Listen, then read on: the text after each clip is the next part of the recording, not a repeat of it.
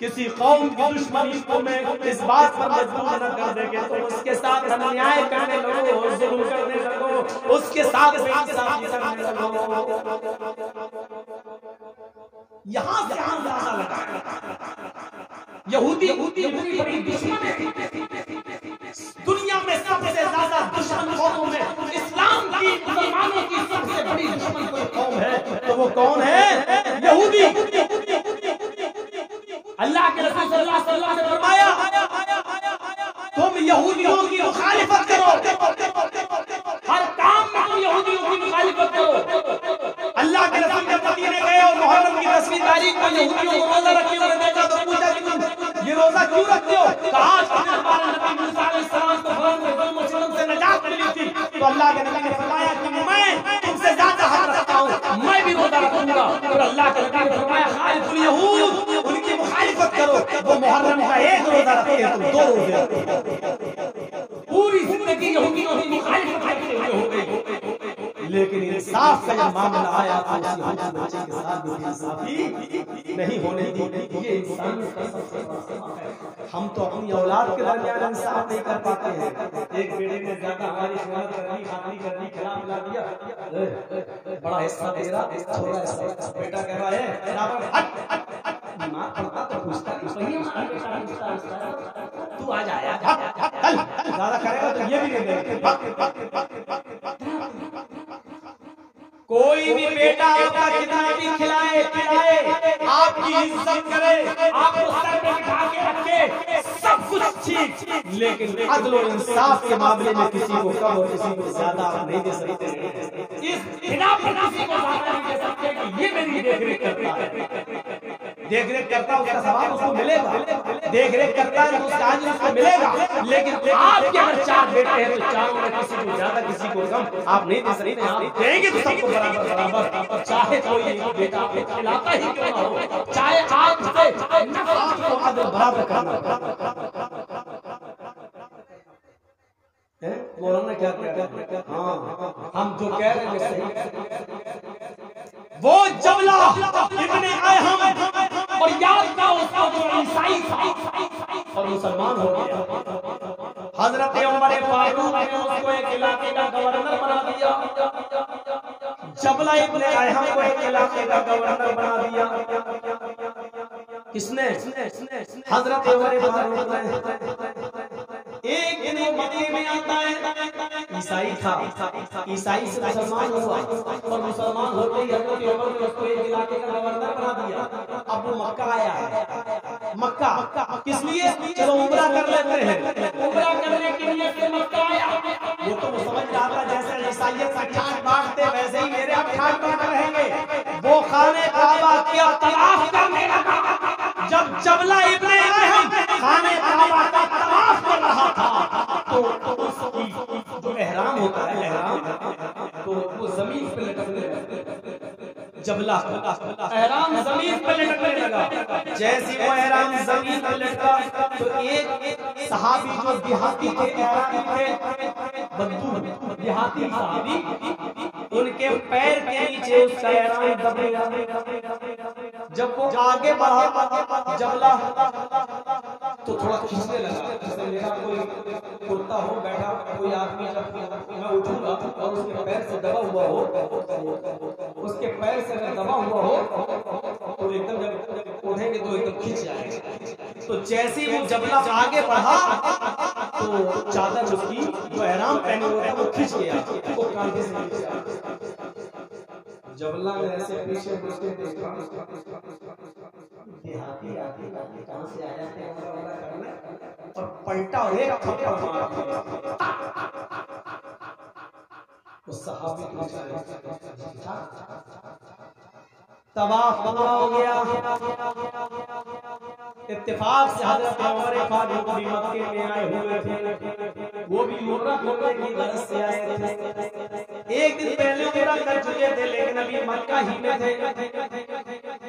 उनकी अदालत में उनके सामने मुकदमा पहुंच गया। हजरत उमर फारूक से कहा गया, अमीरुल मोमिनीन, जबला जिसको आपने फला इलाके का गवर्नर बनाया है, उस जबला का आज एक इसलिए थप्पड़ मार दिया है क्योंकि उसकी चादर जमीन पे आ गई थी और इस सहाबी के पैर से दब गई थी। हजरत उमर फारूक ने बुलाया, जबला जलाओ, जबला ये सुनने में आया है हाँ तुमने उसको थप्पड़ मारा है? जी तुम्हारी चादर जमीन पे गिरी, उसके पैर के नीचे दब गई, ये तो इत्तेफाक से हुआ है, धोखे से हुआ है, आए जबला खड़े हो जाओ, इस एराबी को, इस देहाती को भी मौका दिया जाएगा। जितनी जोर से इसने तुम्हें मारा है, जितनी जोर से तुमने से मारा, ये भी तुम्हें उतनी जोर से मारेगा। आए देहाती जाओ, जबला जबला क्या कहेगा?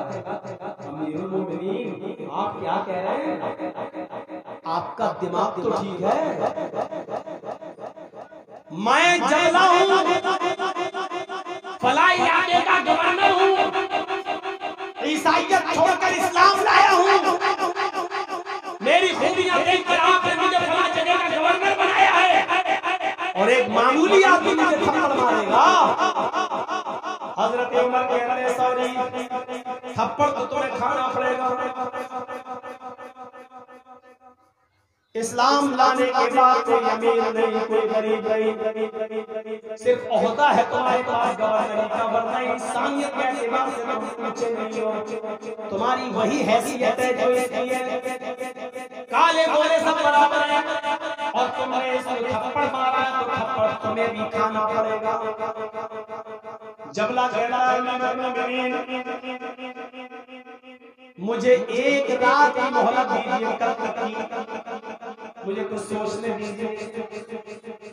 हजरत उमर ने कहा क्या सोचते हो? क्या सोचोगे? क्या मुझे सोचना ही है कि मैं बदला दूं या अपने भाई से माफी मांग कर उसको मना लूं, या फिर अगर ये आदमी जिसको मैंने थप्पड़ मारा है इसको कुछ माल ले देकर राजी करूं। हजरत उमर फारूक ने कहा ये तुम्हारा और इसका मैटर है, अगर ये तुम्हें माफ करना चाहे तो अलग बात है, अगर कुछ ले देके समझौता हो जाए तो उसमें भी कोई बात नहीं है। मैं तुम्हें आज की मोहलत देता हूँ, कल मुझे बताओ, अगर ये नहीं मानता है तो तुम्हें थप्पड़ खाना पड़ेगा। ये कहा इन्होंने सहाबा कभी पैसों में धके ही नहीं है, नहीं माफ इसलिए नहीं कर रहे हैं, वो चाहे तो माफ कर देते हैं। सहाबा से ज्यादा माफ करने वाला कौन है? वो कहते नहीं, अरे जबला मैं इसलिए माफ नहीं कर रहा हूँ क्योंकि मैं पूरी दुनिया को दिखाना चाहता हूँ आने वाले वक्त के लिए कि इस्लाम की तारीख में मामूली लोगों को भी इंसाफ मिलता है और गवर्नर को भी थप्पड़ खाना पड़ता है। ये चीज इस्लाम को रोशन करेगी, इसलिए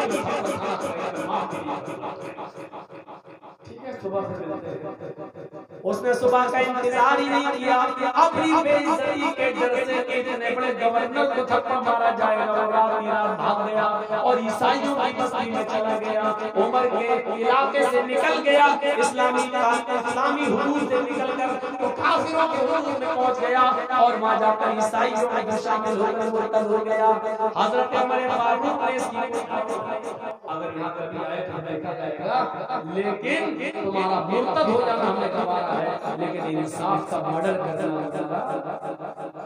नहीं, इंसाफ का मर्डर नहीं होगा। हम और आप जरा सोचें,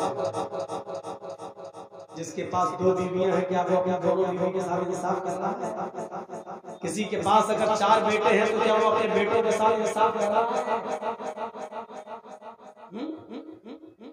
इस पर भी हिसाब किताब होगा।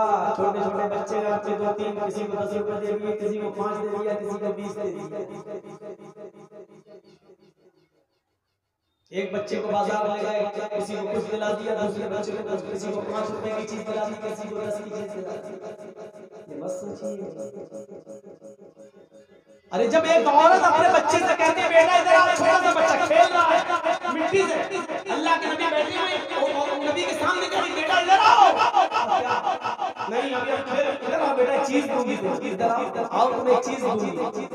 बच्चा दौड़ता हुआ आया चीज के नाम से। अल्लाह के नबी ने कहा तुम उसको क्या दोगे? अल्लाह के रसूल के खजूर रखे।